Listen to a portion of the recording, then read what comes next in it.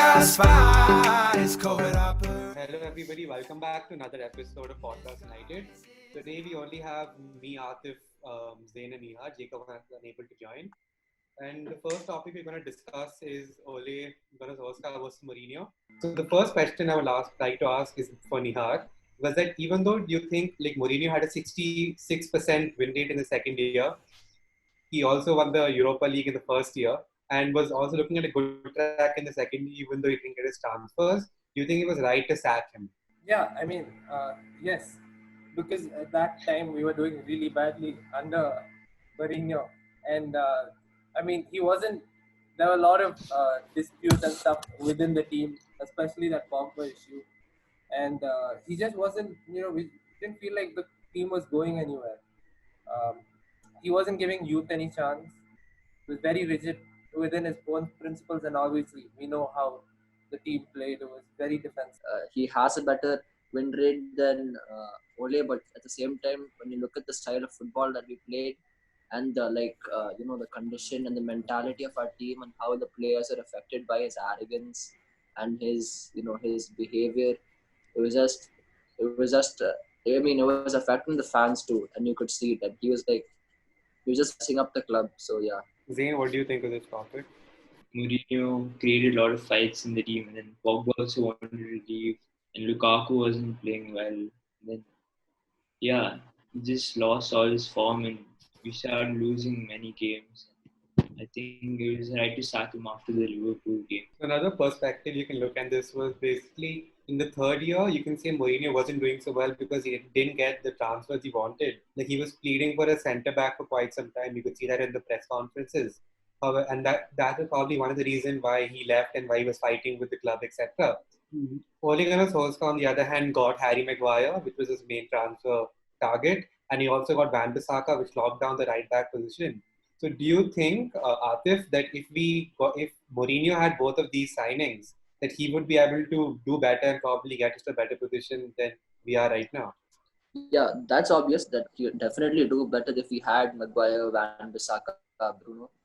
But one of the bigger problems was that, you look in the past, United has been like developing youth like Giggs, Scholes, and all, and like they've become like world class players within the club. What Mourinho has been doing is if you look at any club he's just been buying every finished product who's like 28, 29, 30 years old.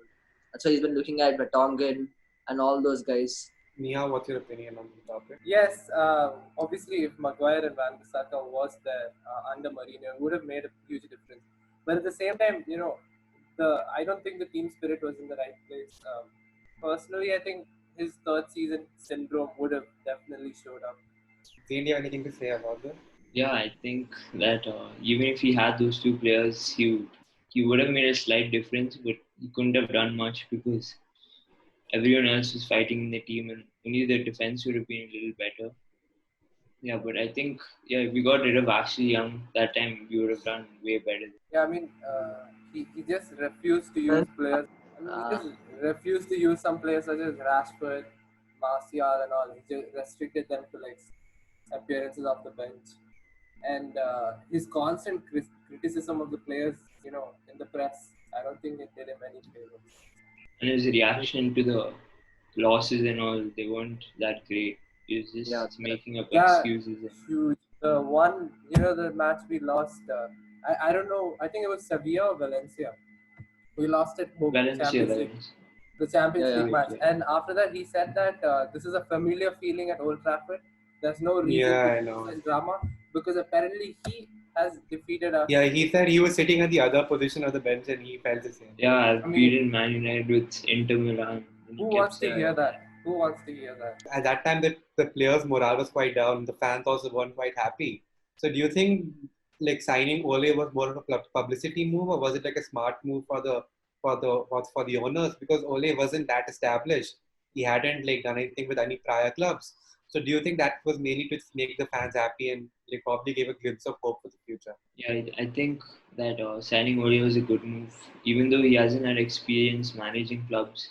He's been with United for a long time and he's known the club and he's good with the players also, and I think that's what we needed at that time.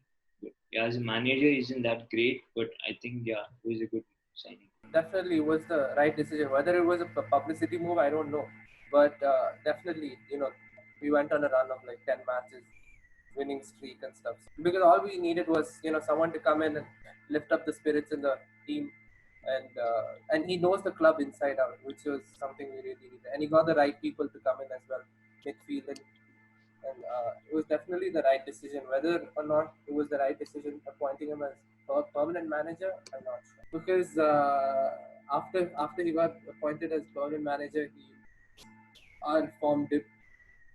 But you support him. You only think that he's I to No, support be him. but I like. think I it was support given him. in. I think we gave it to him too early. And then Yeah, he just stopped fighting for it. Same. I think there was We no should have need. waited for the end of the season. Yeah, Arthur speak or Arthur, what's your opinion? Yeah.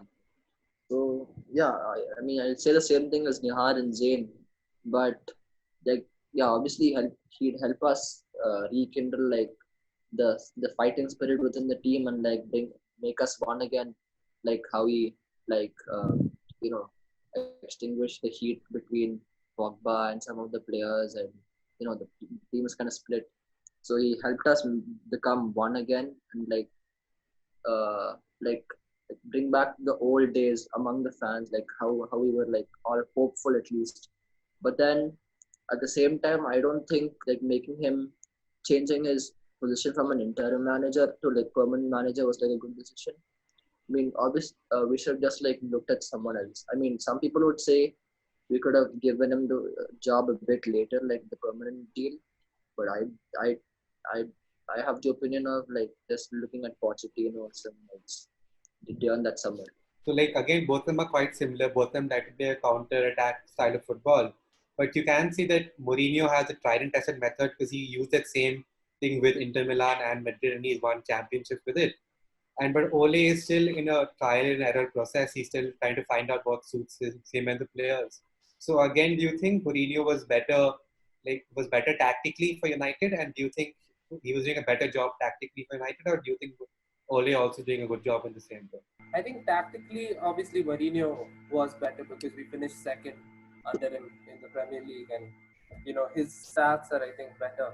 But in terms of style of play and enjoyment of the fans, I think Ole's better uh, because Who's speaking now?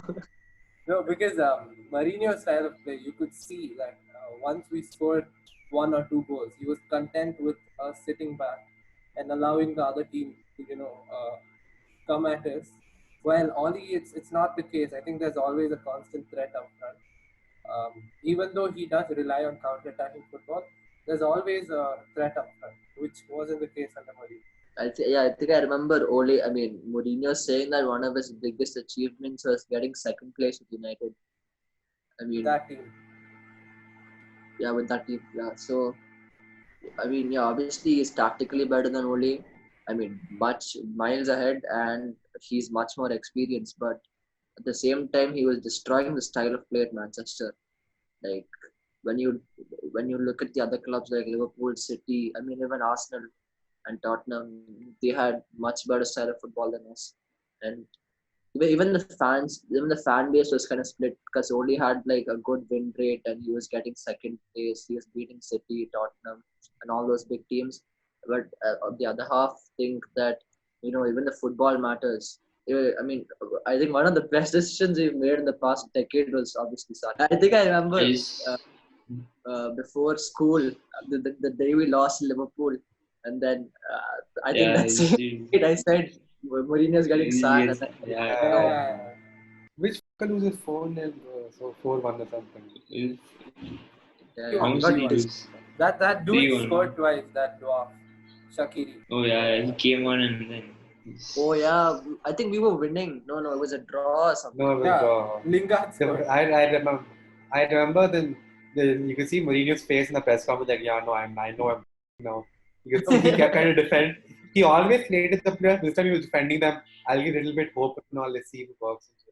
McTominay Anything to add to the main topic? Yeah, I don't think that Mourinho's style play suited United because he had teams like Inter Milan and Real Madrid and they were really fast on the counter. But I don't think he could consistently do that with United. because a striker was Zlatan. He isn't that fast compared to Madrid's Benzema. Yeah, I think he shouldn't have done that at United and gone with a like. Yeah, he could play like Ole.